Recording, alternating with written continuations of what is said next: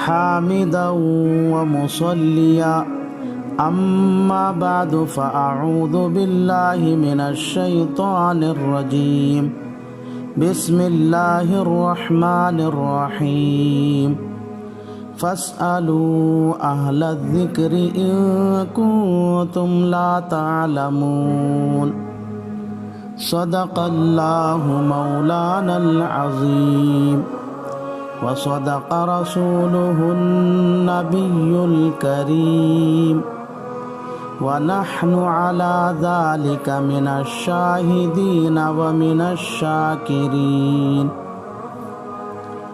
یہ مسائل کے مذاکرے کی مجلس ہے۔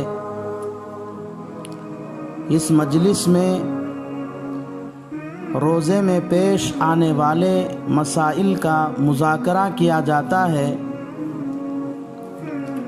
چنانچہ حسب معمول آج بھی کچھ مسائل کا مذاکرہ کرنا ہے جن کا عنوان وہ کام جن کے کرنے سے روزہ نہیں ٹوٹتا۔ پہلا مسئلہ، کسی آدمی نے روزہ رکھا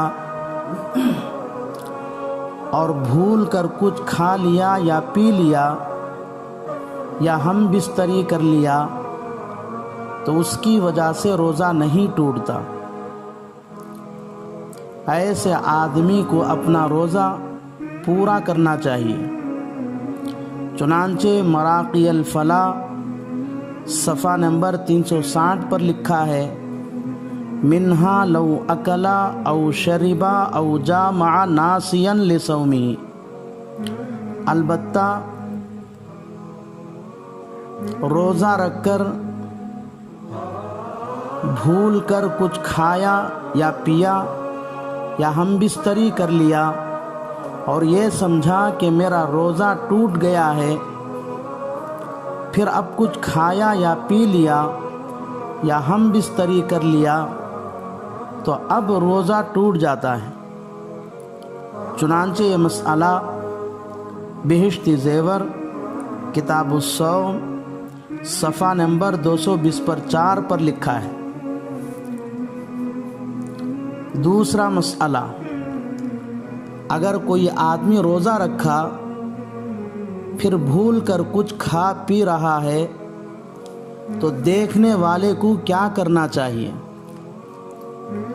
اس سلسلے میں تھوڑی سی تفصیل ہے۔ اگر روزہ رکھ کر بھول سے کھانے پینے والا آدمی طاقتور ہے تو دیکھنے والے کے لیے ضروری ہے کہ وہ کھانے والے کو اس کا روزہ یاد دلائے۔ چنانچہ شامی زکریا جلد نمبر 3 صفحہ نمبر 360 پر 5 پر لکھا ہے، وَلَوْ قَوِيًّا اَيْ لَهُ قُوَّةٌ عَلَىٰ إِتْمَامِ الصَّوْمِ بِلَا ضُعْفٍ۔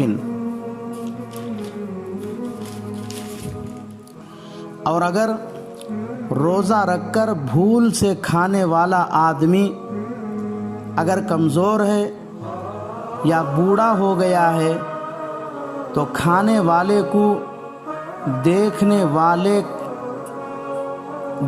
والا روزہ یاد نہ دلانے کی گنجائش ہے۔ چنانچہ شامی زکریا جلد نمبر 3 صفحہ نمبر 360 پر 5 ہی پر لکھا ہے، وَإِذَا كَانَ يَضْعُفُ بِالصَّوْمِ وَلَوْ أَكَلَ يَتَقَوَّى عَلَى سَائِرِ الطَّاعَةِ يَسَعُهُ أَنْ لَا يُخْبِرَهُ۔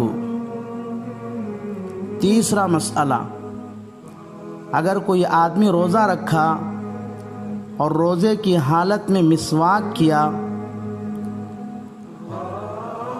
تو اس کا روزہ نہیں ٹوٹتا۔ چنانچہ عالمگیر جلد نمبر 1 صفحہ نمبر 190 پر 9 پر لکھا ہے، وَلَا بَأْسَ بِالسِّوَاكِ الرَّطْبِ وَالْيَابِسِ فِي الْغَدَاةِ وَالْعَشِيِّ عِنْدَنَا۔ چوتھا مسئلہ، اگر کوئی آدمی روزہ رکھے پھر اس کو کسی وجہ سے خون ٹیسٹ کرانے کی ضرورت پڑ گئی تو خون ٹیسٹ کرا سکتا ہے۔ خون ٹیسٹ کرانے سے روزہ نہیں ٹوٹتا۔ چنانچہ عالمگیر جلد نمبر 1 صفحہ نمبر 190 پر 9 پر لکھا ہے وَلَا بَأْسَ بِالْحِجَامَةِ إِنْ أَمِنَ عَلَى نَفْسِهِ الضُّعْفَ۔ اور یہ مسئلہ قاضی خان جلد نمبر 1 صفحہ نمبر 208 پر بھی لکھا ہے۔